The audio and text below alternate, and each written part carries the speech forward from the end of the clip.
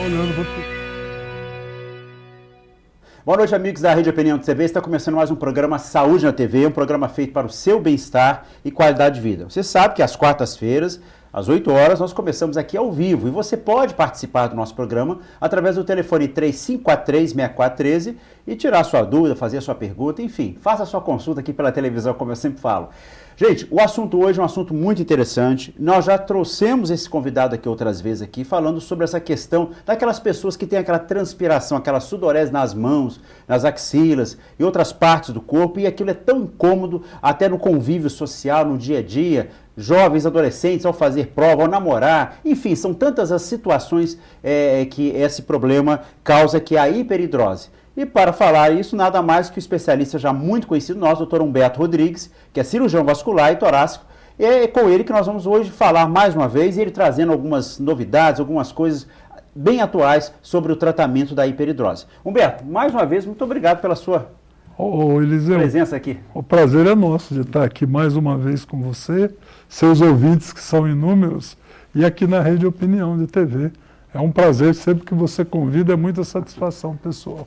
E, Humberto, realmente esse assunto, e a gente sabe que aqui em Araras você realmente é o colega especialista que tem atuado em inúmeras pessoas e sempre tem vindo realmente a pessoas querendo saber que repita a entrevista, que traga você aqui de novo, e foi por isso que nós trouxemos hoje você aqui para você estar falando um pouquinho mais. E eu queria, assim, para aqueles que ainda não assistiram você e tudo, falar um pouquinho sobre o que é a hiperidrose, né? E os tratamentos não invasivos, ou seja, não cirúrgicos, e depois no final a gente vai estar falando sobre a questão da cirurgia.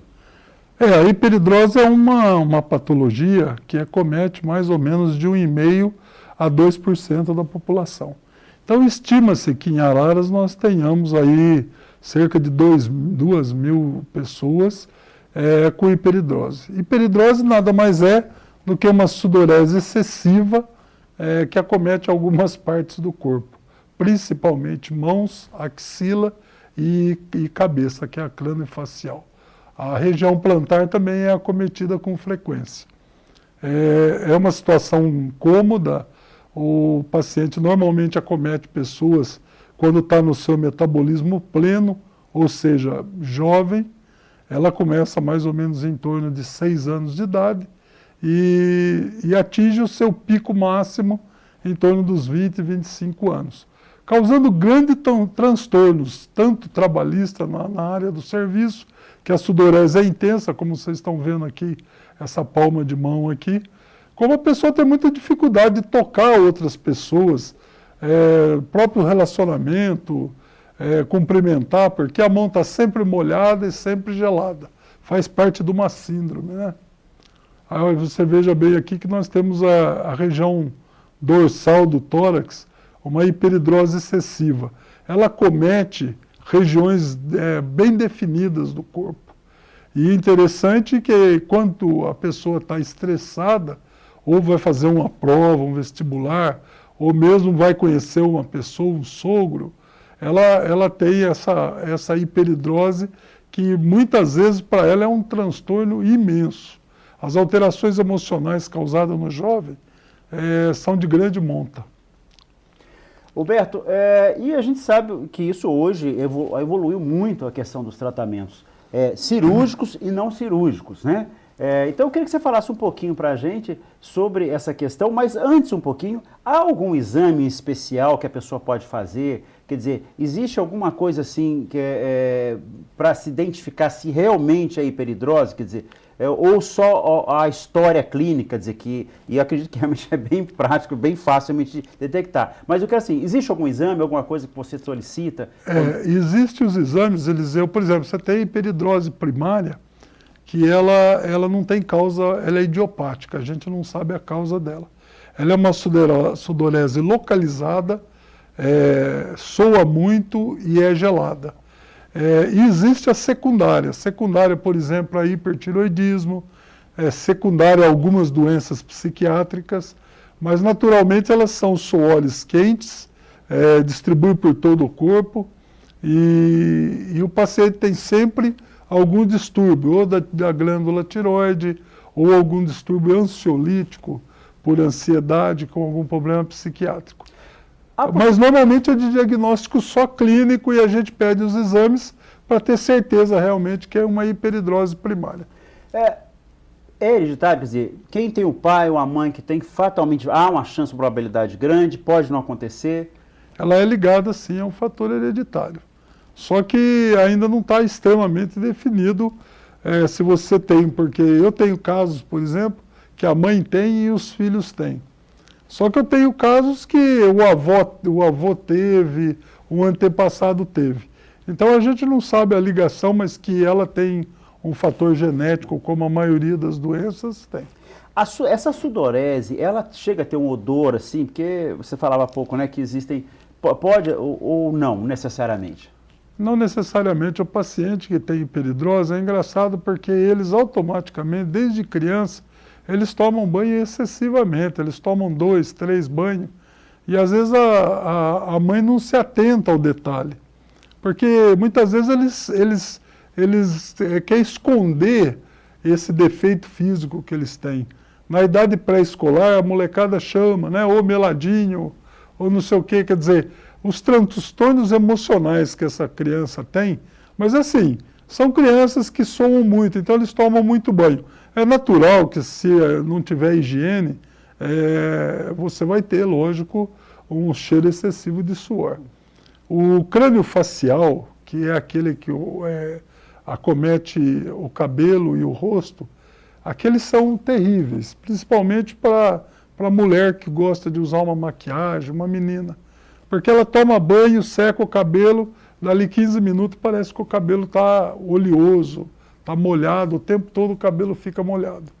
Às vezes é bonito a gente ver uma foto, tem até um detalhe aí, que a pessoa fica com o cabelo molhado, fica sensual, fica tudo.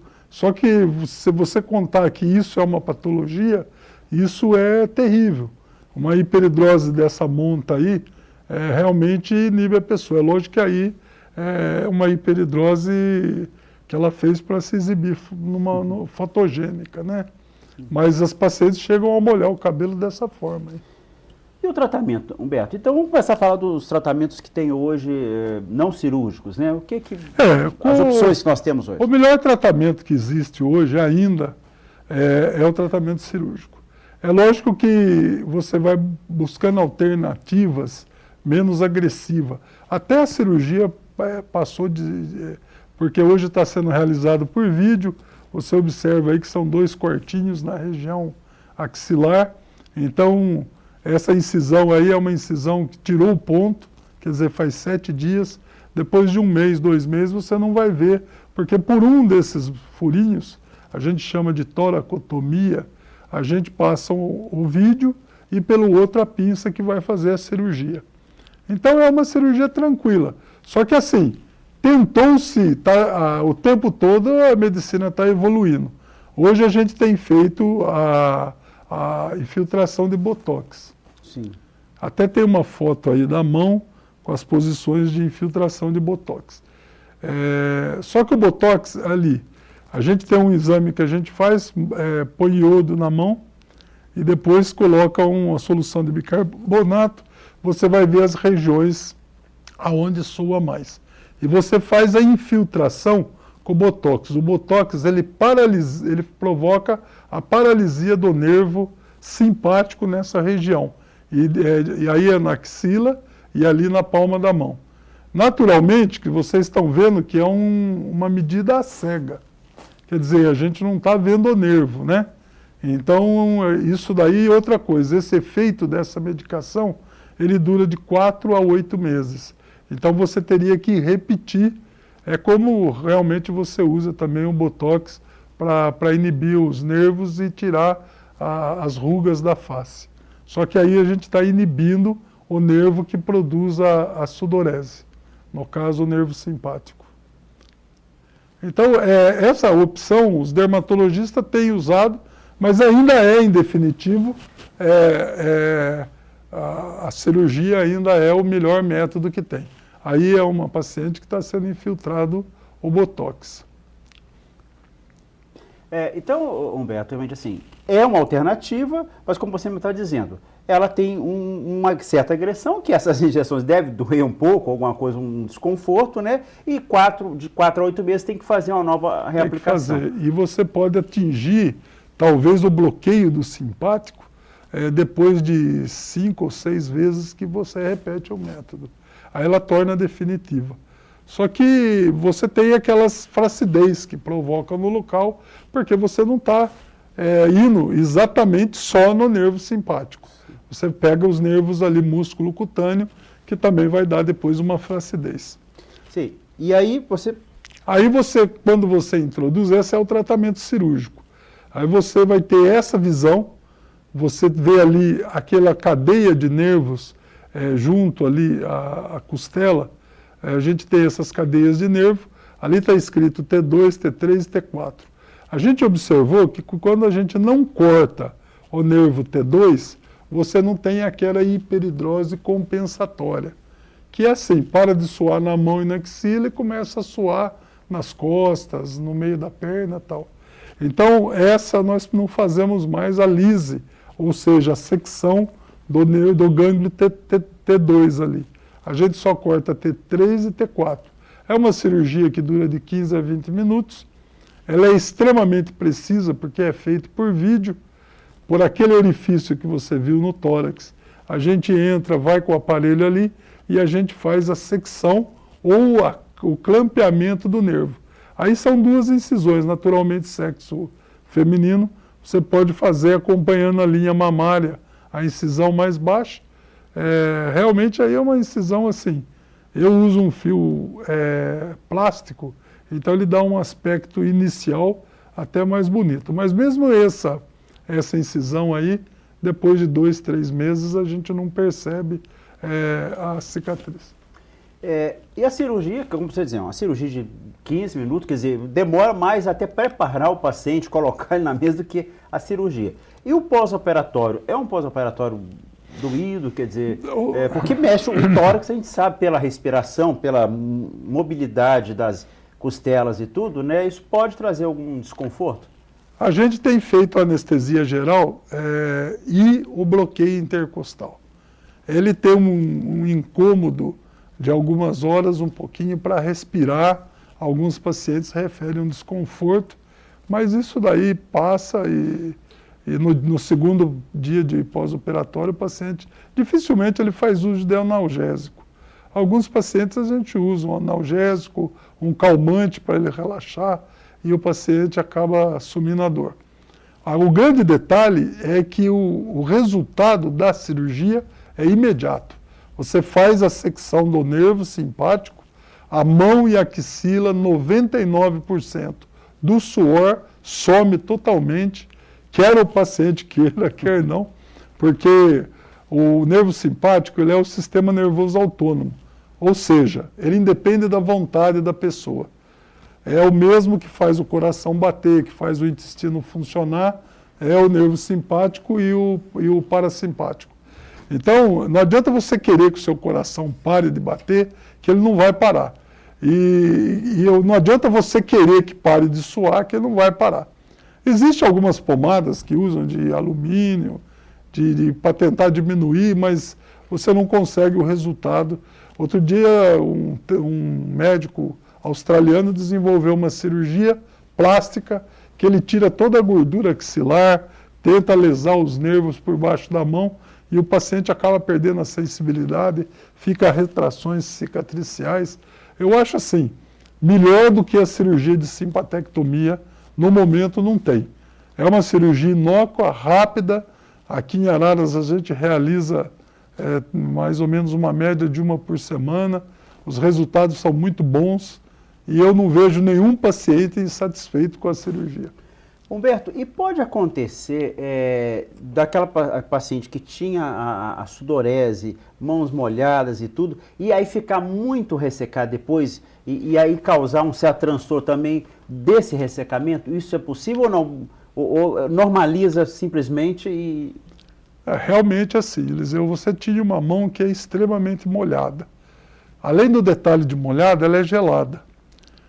A partir do momento que você tira, diminui 99% a sudorese, você vai ter, lógico, uma mão seca e quente. Tem paciente que ele tem pavor até de molhar a mão com cremes. Alguns pacientes, quando refere, eu mandou um creme hidratante, ela passa, porque é o seguinte, uma coisa é você ter controle sobre a patologia, outra coisa é você ter uma sudorese extremamente desagradável, que você não consegue se relacionar, cumprimentar as pessoas, e hoje é aquele negócio, você cumprimenta uma moça, a moça falou, meu Deus, que nojo, a mão está molhada, sabe, isso causa constrangimento. Aliás, é só quem tem a hiperidrose que sabe o que eu estou dizendo. Nem o médico que opera faz a noção. É que a gente ouve os pacientes reclamando no consultório, a gente vê, doutor, eu não aguento, a camisa molha, eu vou visitar a avó da minha namorada, eu tenho que levar 3, 4 camisas, eu só uso camisa branca. O constrangimento particular da pessoa é imenso. Eu estou aqui com a participação, inclusive, quero cumprimentar de Rio Claro, Jardim Itamaraty, a Ana Maria. E ela falou, doutor Humberto, é possível a cura total? Quer dizer, esse tratamento você considera, Humberto, em medicina a gente, como médico, nós sabemos que não existe 100%, nem jamais, mas assim, de forma geral, eu estou entendendo que a pergunta é que a pessoa fica curada. Olha, em referir, porque é o seguinte, o homem, ele perde calor do corpo pelo suor. Então é aquela história, eu não posso diminuir o suor do corpo todo do paciente. O paciente naturalmente vai ter hipertermia e vai ter convulsão.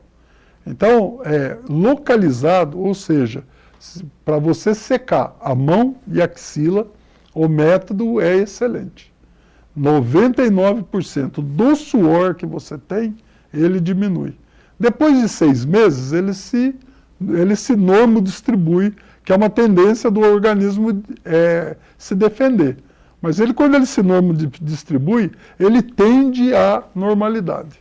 Então, outra pergunta aqui é com relação à idade. Se existe uma idade assim que pode ser indicada a cirurgia, tem que esperar completar uma certa idade ou não? Ou já aquela criança que já adolescente, que já está apresentando, pode ser submetida à cirurgia? No Congresso Internacional, Eliseu, estava presente alguns cirurgiões pediátricos. E assim, eles estão realizando a cirurgia a partir do 7º ano. Porque realmente é quando a criança entra na escola, ela começa a se relacionar com as amiguinhas e ela começa a notar que ela é diferente do que as outras. Então, a gente tem operado o cirurgião torácico acima dos 13, 14 anos. Abaixo dos 18 anos, é lógico que precisa autorização de pai e mãe para a gente fazer a cirurgia. Mas assim, a gente sempre senta, conversa, explica, e depende do transtorno que está causando para o adolescente, porque é aquele detalhe, a hiperidrose não tem idade para começar. Só que assim, o período que o metabolismo corporal é maior, é natural que a hiperidrose se manifesta com mais frequência. Então, por exemplo, na idade dos 15 até após a puberdade, lá para os 13, 14 anos, até os 40 anos, você tem a hiperidrose mais intensa. Depois o metabolismo cai um pouco, ela alivia um pouco, mas o que alivia totalmente é a cirurgia.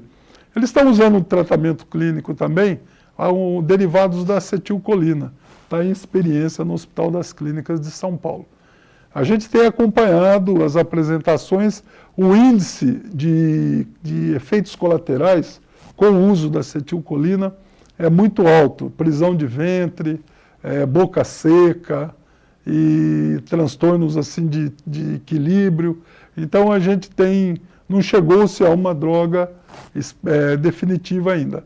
O melhor que tem no momento ainda é a cirurgia. Ok. Gente, nós vamos a um rápido intervalo, vamos voltar já com o doutor Humberto falando um pouco mais sobre hiperidrose. Nós voltamos em instantes.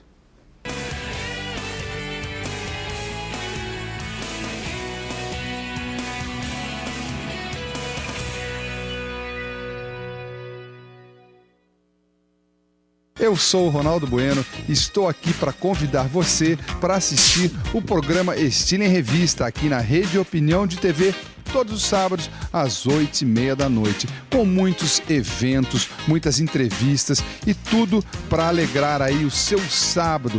Terça-feira, 9 da noite, uma reprise. Eu conto com a sua audiência.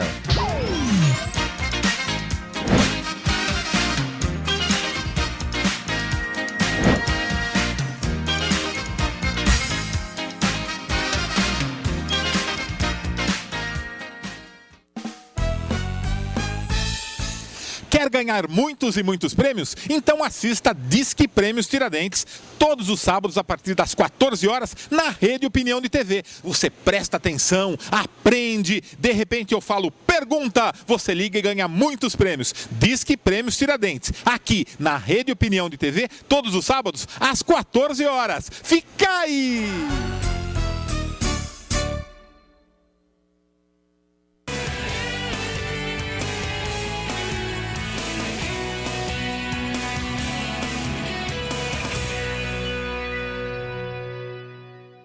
Voltamos com o nosso programa Saúde na TV, um programa feito para o seu bem-estar e qualidade de vida. E o nosso convidado de hoje é o Dr. Humberto Rodrigues, cirurgião vascular e cirurgião torácico. E o assunto é sobre hiperidrose, essa questão tão desagradável que muitas pessoas têm da sudorese nas mãos, na axila, no tronco, enfim, em várias partes. Inclusive, nós estamos com a pergunta aqui do Marcos Daniel, aqui do centro de Araras. E ele perguntou, doutor Humberto, existe cirurgia também para os pés e como ela é feita com relação à hiperidrose?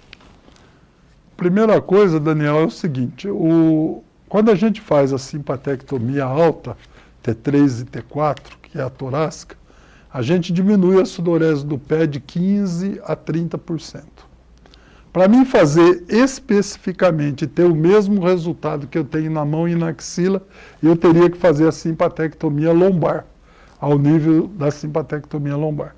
Acontece que você pode provocar impotência no paciente. Por quê? Porque o fenômeno ereção, ejaculação, ele é um fenômeno simpático e parasimpático. Então, se eu lesar o nervo simpático, que na verdade eu vou tirar o estímulo do nervo simpático, eu vou curar a sudorese do pé, porém eu vou ter um paciente impotente. A chance disso é muito alta, gira maior que 75%. Então, a gente não faz, em paciente jovem, a simpatectomia lombar bilateral. Ou a simpatectomia lombar bilateral a gente deixa para paciente idoso, quando a gente quer vasodilatação na perna por problemas de arteriopatia. Então, ainda faz a simpatectomia por problemas arteriais, mas reservado para os pacientes idosos, que naturalmente já tem a sua família instituída, tudo. Agora, a simpatectomia para hiperidrose plantar, a gente reserva, a gente faz em cima. Às vezes a gente corta o T3, o T4 e o T5, porque daí você atinge aí 30%, 40% da hiperidrose do pé. Mas a gente evita de fazer a simpatectomia lombar, que teria o resultado de quase 100%, como tem na palma da mão e na axila. Ok. Roberto, você trouxe algumas imagens da cirurgia, então, para que as pessoas tenham uma ideia assim, melhor, né, de como é que é a cirurgia? A cirurgia é realizada com anestesia geral, a incisão, eu faço um bloqueio intercostal, são feitas 2 incisões, eu não costumo fazer essa incisão mais baixa, eu faço uma incisão de 3 milímetros em cima, e logo um pouquinho mais abaixo na axila, eu faço a outra incisão, porque eu evito fazer incisões mais para baixo, que o acesso fica mais simples. Aí, é mais ou menos desse tipo eu uso. A cicatrização é excelente, e aí não tem cicatriz nenhuma. Coloca-se o campo ali no fundo, está o aparelho de vídeo, né? Você introduz, tem a foto com o aparelho de vídeo que a gente introduz. Naturalmente, aí estou introduzindo o aparelho de vídeo e no outro o aparelhinho que vai fazer a secçãozinha do nervo. A imagem que a gente tem, o orifício é pequeno, mas você sabe disso porque você faz cirurgia endoscópica. Sim. A imagem é maravilhosa e aproxima-se muito da lesão do nervo. Então a cirurgia é realizada muito simplesmente, fácil e com muita segurança, porque a visão interna é muito grande. Aí seria mais ou menos ao nível da região lombar, o nervo simpático corre ali entre o rim e a veia, também uma cirurgia simples de se fazer, só que eu ainda lembro que a gente usa isso só para arteriopatia em pacientes idosos, porque em paciente jovem pode causar impotência. Humberto, a cirurgia, o paciente fica internado, dá para sair no mesmo dia, você por cautela deixa para ir no outro dia, como é que é a questão da internação? Olha, eu faço essas cirurgias na Unimed, no hospital da Unimed, porque lá tem todo o material para se fazer a cirurgia. Normalmente a gente opera de manhã e libera o paciente 6, 7 horas da tarde. Quando o paciente refere um pouquinho de dor, alguma coisa, eu vejo que ele está inseguro, a família insegura, eu dou alta no dia seguinte. Mas em São Paulo, na Santa Casa de São Paulo, onde eu fazia a cirurgia, o pessoal dava alta sempre no mesmo dia. Acontece que aqui a gente acompanha o paciente mais proximamente, porque lá operava e ia embora, depois quem cuidava do paciente eram os residentes. Aqui quem cuida dos pacientes somos nós. Então, normalmente eu sinto a família. 90% dos pacientes jantam e falam, doutor, eu quero ir embora para casa. Eu libero normalmente com analgésico simples, lisador, o paciente vai embora. No 7º dia, tira o ponto no consultório. Normalmente, 2, 3 dias depois, eles já estão em plena atividade, trabalhando, não tem dor nenhuma. No começo, no primeiro dia, dá um pouquinho de desconforto, onde eu deixo com o analgésico ele no hospital, mas a hora que ele tem alta, ele já está muito bem. Um sangramento pós-cirúrgico, que haja necessidade de dreno, isso não existe, né? Porque o dreno é lógico que é possível usar-se o dreno.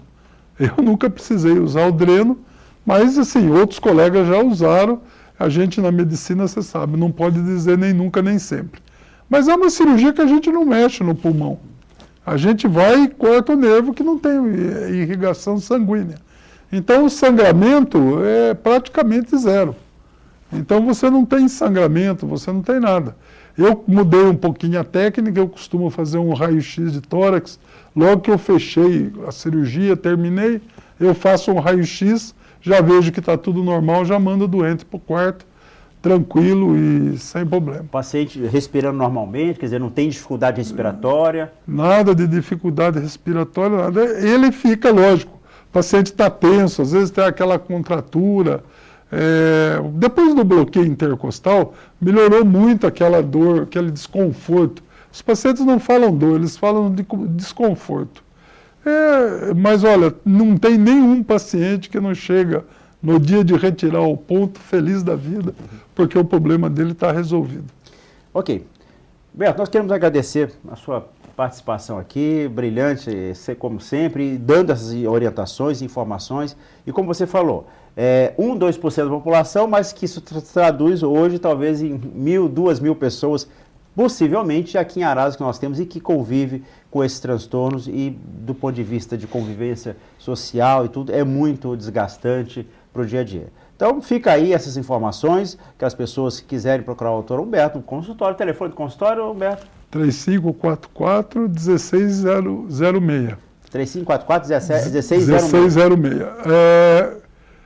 Naturalmente é o seguinte, os pacientes Unimed de toda a região, até de outras Unimedes, vêm operar aqui com a gente tem um movimento bom, e hoje experiência não quer dizer, mas assim, a gente tem um número de casos grande realizado. Eu acho que eu já operei até meu filho de hiperidrose e ele ficou extremamente satisfeito. Então fica aí nosso agradecimento e a sua participação e as suas últimas palavras. Olha, Zé, mais uma vez eu agradeço comparecer ao seu programa, que é sempre uma satisfação, e ver com o brilhantismo com que você expõe os temas de medicina para a Rede Opinião de Araras. Você está de parabéns. E eu sou fã do seu programa Tá e bom. sempre que eu posso eu assisto. Se eu não assisto ao vivo, eu assisto reprise, Isso. mas é sempre interessante de ver alguma Ok. coisa aqui. Muito obrigado. É um prazer Humberto. estar aqui. Ok. Você que está em casa, gostou do programa, quer ver de novo? Sábado às 18 horas nós teremos reprise, só não vale ligar no sábado. E quarta-feira que vem nós teremos um novo programa Saúde na TV, um programa feito para o seu bem-estar e qualidade de vida. Um abraço a todos, uma boa noite e fiquem com Deus.